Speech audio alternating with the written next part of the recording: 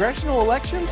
Congressional elections. I thought we covered that. Yeah, but these elections are in Congress, and they're part of our first story today on CNN 10. I'm Carl Azus. We're happy to have you watching. Yesterday was like school picture day for dozens of new members of the next U.S. Congress, the 116th Congress in American history. Except that their new semester hasn't started yet, and a handful of House and Senate contests haven't been decided yet. The results of last week's midterm elections are still uncertain in a few states.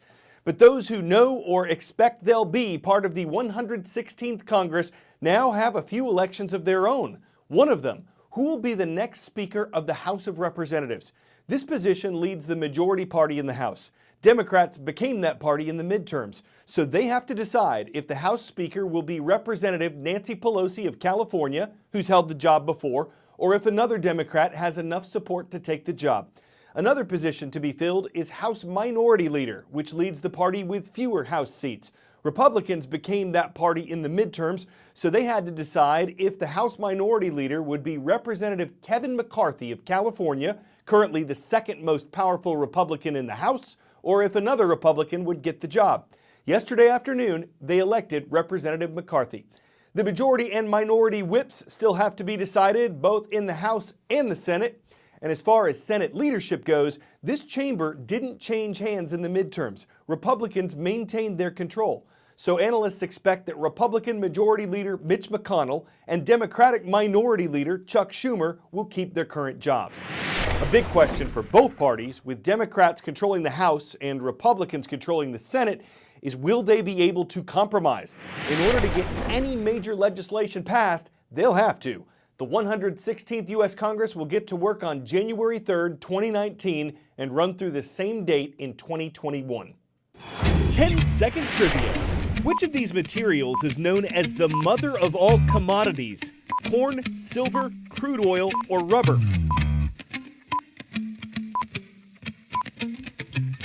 Because it's used to make everything from plastics to petroleum to paint, crude oil is known as the mother of all commodities. Oil prices are fascinating. That might not have been what you were expecting to hear, but we're going to explain why. First, what's happening? Prices of crude oil in the U.S. have dropped 26% since last month. At first, there were concerns there'd be a shortfall in the global supply of crude oil. That caused prices to go up. Now, there are concerns there will be a glut, too much oil available, and that sent prices crashing. OPEC, the Organization of Petroleum Exporting Countries, generally wants higher crude prices. Its members' economies are tied into oil sales. Higher prices usually mean more revenue for them. This can also benefit American oil companies, who can spend more money and hire more workers when prices are higher.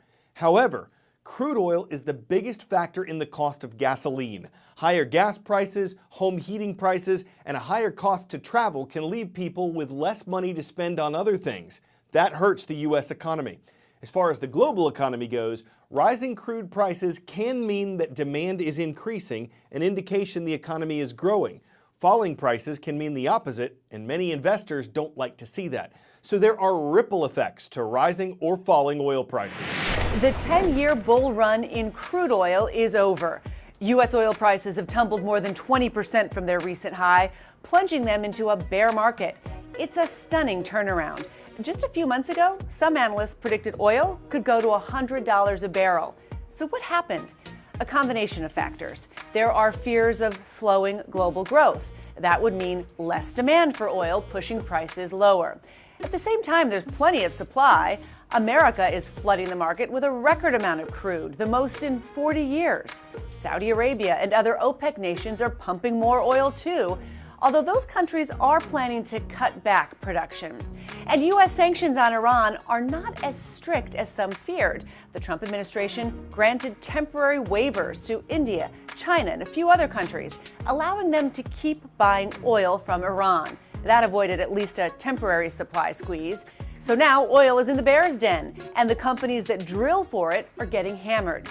Of course, low oil prices are a win for some fuel-dependent sectors like airlines and chemical companies. Consumers are celebrating too. Gas prices are finally slipping after refusing to budge from a near 4-year high for much of 2018. It could be months before we know what caused the most deadly and destructive wildfire in California's history.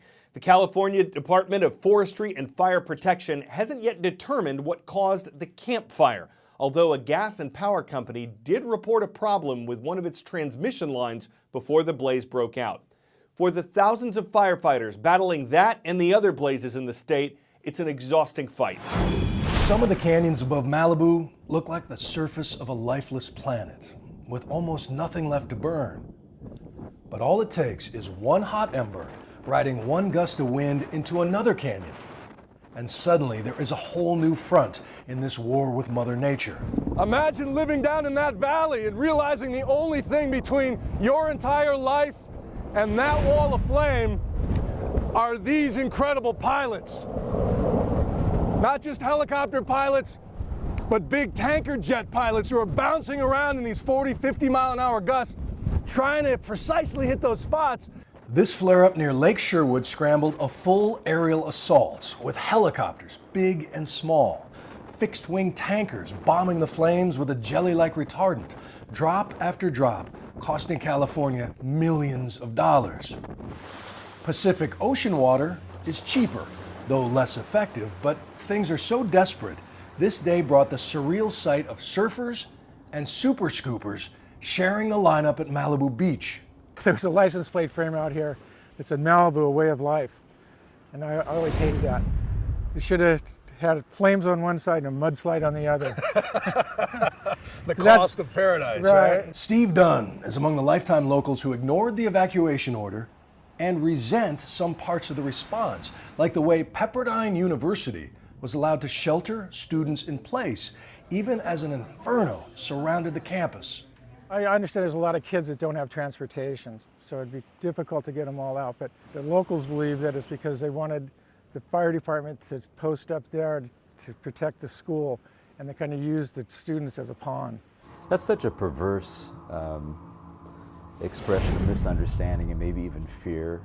We did not lock students in. Andy Benton is the president of Pepperdine, in full disclosure, my alma mater. And in his 35 years here, he has seen 6 major firestorms. In 1985, when I was here, we noticed that everybody just dropped everything, got in their cars and left. And we had no idea where they were. We had no idea if they were being cared for. So we decided thereafter that we could do better.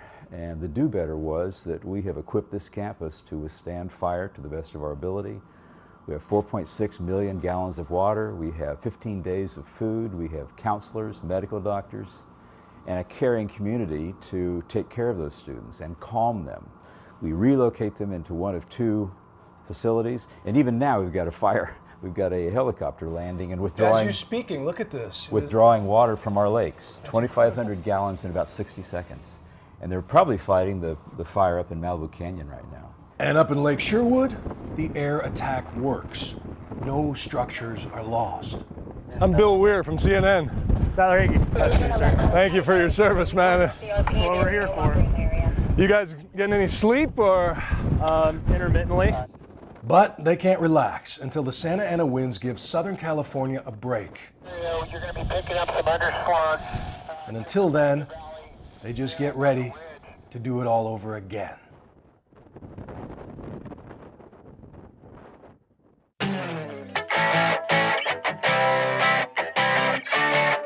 For 10 out of 10 today, it is not the largest diamond ever sold at an auction. It's not the most expensive overall, and it's not something that'll match every outfit.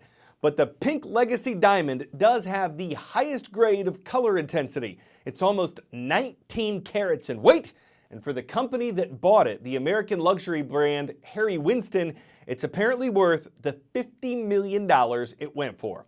Of course, you might have to be a marquise or a princess to afford it. You'd need to ascertain the financial cushion you had in the bank and evaluate whether you had the heart to make such a purchase. Would it always seem as radiant? Would it get emerald just wearing it around? I'm sure if it does, you can find someone to take it off your hands. I'm Carl Azuz. That's CNN.